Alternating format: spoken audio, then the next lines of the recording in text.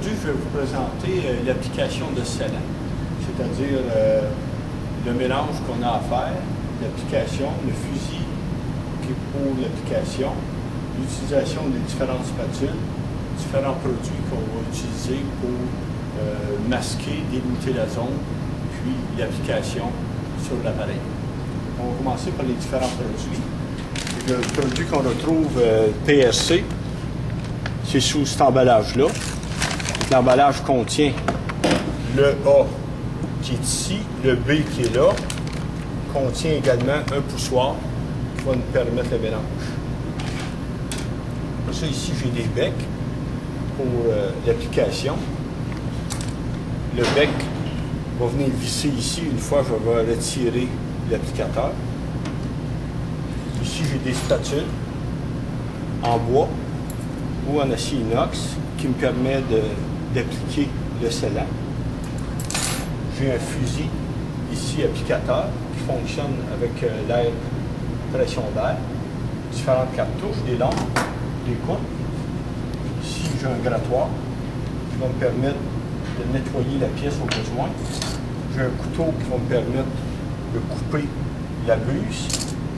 J'ai un papier, j'ai de l'alcool de bois qui va me permettre de nettoyer la pièce. J'ai un petit peu d'eau et de savon pour faire la finition. J'ai du ruban à masquer. Et finalement, des gants. Je vais commencer par mélanger le produit. Pour mélanger le produit,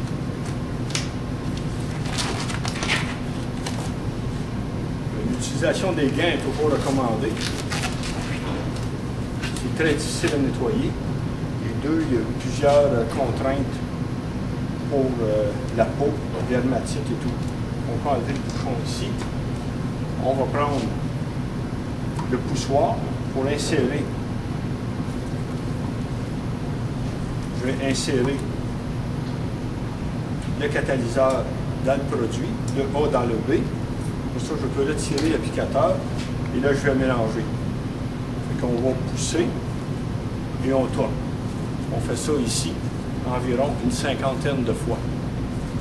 On devrait voir à travers la cartouche que le produit va changer de couleur et va devenir toute d'une couleur uniforme.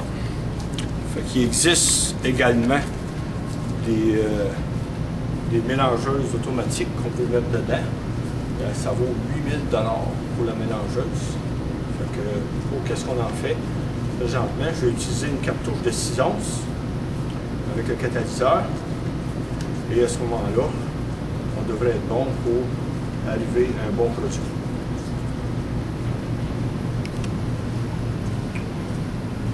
Une fois qu'on constate que la couleur est relativement uniforme, ici sur la tige et à l'intérieur, on peut donc retirer le manche qui me servait à brosser, puis qu'on va dévisser. On dévisse tout simplement le manche. OK. Ici, on n'a plus besoin. Et on va visser le bec applicateur. Bon. Il y a plusieurs types de bec applicateurs qui se vendent. Il y en a plus pointus, plus longs, et après ça, vous pouvez l'adapter. On prend un X-Acto, OK? On prend un X-Acto et on va le couper comme ça ici, à l'angle, OK, pour permettre une bonne application. Une fois ça c'est prêt, on va aller voir notre pièce, qu'est-ce qu'elle dit. Notre pièce qu'on va avoir à faire, c'est cette pièce-là qui est ici. Et cette pièce-là, présentement, au moins s'assurer qu'il n'y a pas de gras dessus. On voit ici qu'il y a du crayon Sharpie, on voit qu'il y a du zinchromate, okay, primer qui est mis dessus, un après au zinc. Donc, si vous utilisez l'acétone, c'est un peu trop violent, vous allez décaper la pièce. Donc, à la place, j'utilise ici de l'alcool. L'alcool de bois. Je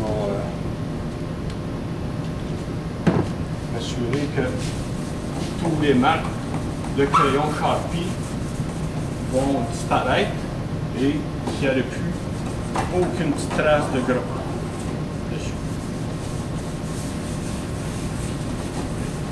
Une fois ça c'est terminé, on va passer à l'application de ruban. Pour l'application de ruban, je vais enlever mes gants.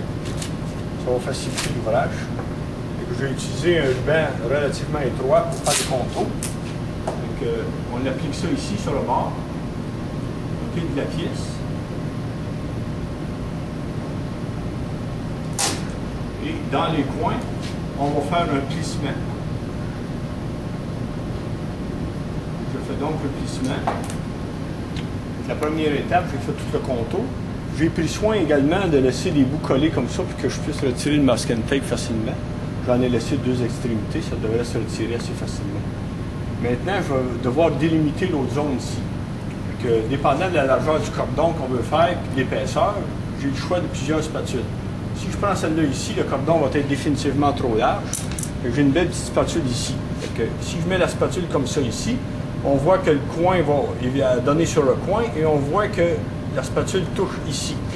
À ce moment-là, je vais placer mon masking tape à environ 3/16e de pouce tout le tour et ça va me permettre de faire un beau cordon avec la spatule. Je vais commencer ici. Fait que pour l'extérieur, on peut tout simplement ignorer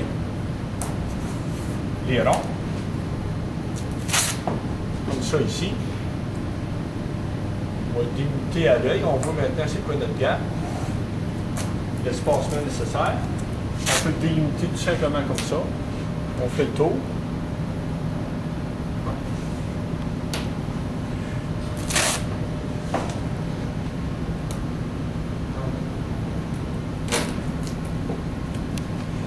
Pour les coins, on peut y aller un peu plus doucement. On pourrait prendre aussi un masking tape qui est plus étroit. Comme ça, on peut couper les coins, même s'ils ne sont pas parfaitement ronds. On ne verra pas vraiment la différence. Comme ça, on peut y aller en 1 ou 2 qui fait des coins un petit peu plus jolis. Parce que ça, éventuellement, ça va devoir être repeinturé. Il faut quand même que la finition soit belle. J'en profite pour laisser toujours les bouts des masking tape relevés. Ça va être plus facile à enlever. Maintenant, je vais procéder à l'insertion de la cartouche. On défait ça ici tout simplement. On le vire de côté. Donc ici, c'est pour une cartouche de 6 onces. On va insérer dedans. Si j'avais une cartouche de 2 onces, je devrais prendre le petit bout. C'est le même fusil. Donc on va donc insérer le gun dedans.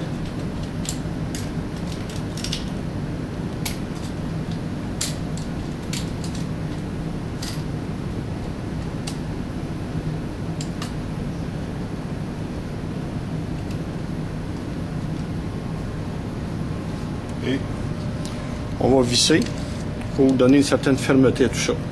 Après ça, je suis prêt à appliquer. Mon applicateur, mon bec, je l'ai placé comme ça. Le bec devrait donner à peu près le même cordon ici quand je vais circuler dessus. S'il m'en manque, là, il semble m'en manquer un petit peu, je peux couper davantage pour donner une distance supplémentaire pour, là, à ce moment-là, le bec va toucher chaque côté, puis on va être en affaire. J'ai donc inséré ça, j'ai vissé le bec, je l'avais modifié pour qu'il soit un petit peu plus large. À ce moment-là, il est bien vissé. Et je vais tout simplement brancher l'air dessus. Donc à ce moment-là, on peut circuler dans l'angle qui nous convient. On va s'assurer que le fusil est bien appliqué.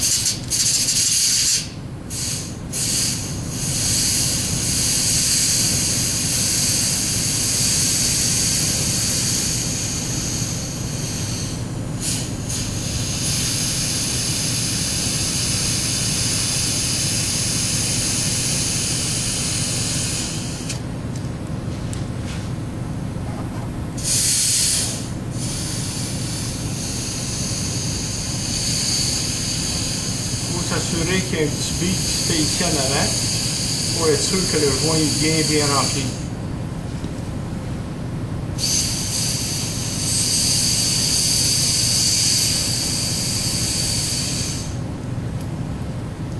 Comme s'il en manquait un petit peu.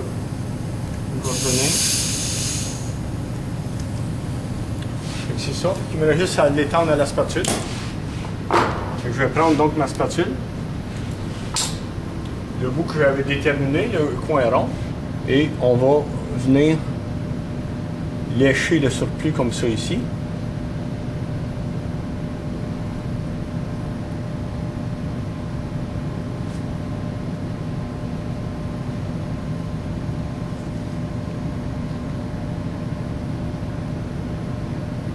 Donc, on lui donne une bonne angle là, pour être sûr que ça donne un beau résultat. Voyez-vous, là, ça déborde tout le tour. Et là, maintenant, il faut pas commencer à lever mes masking tape. On va lever le ruban masqué pour s'assurer que tout est prêt. Là, j'ai retiré tout le masking tape. Il reste encore des petites bordures là, qui ne sont pas tout à fait à mon goût. Pour donner un meilleur aspect, puisque ça va être peinturé et tout, on n'a pas vraiment le choix, il faut rectifier légèrement. On peut prendre un petit peu d'eau savonneuse avec le doigt, tout simplement. Un petit savon à main que j'ai mélangé. Et ici, on va tout simplement lisser délicatement. OK? On va lisser tout simplement ici délicatement pour atténuer les bords tout doucement. On fait juste lisser très délicatement, OK, sans exagérer. Et à ce moment-là, on a du beau fini. Puis c'est beaucoup plus propre. On va juste comme ça, un petit peu essuyer les excédents ici. Puis on devra attendre que ça sèche complètement, dépendant des produits, là, 2 jours, 48 heures, 72 heures, dépendant du produit. C'est terminé.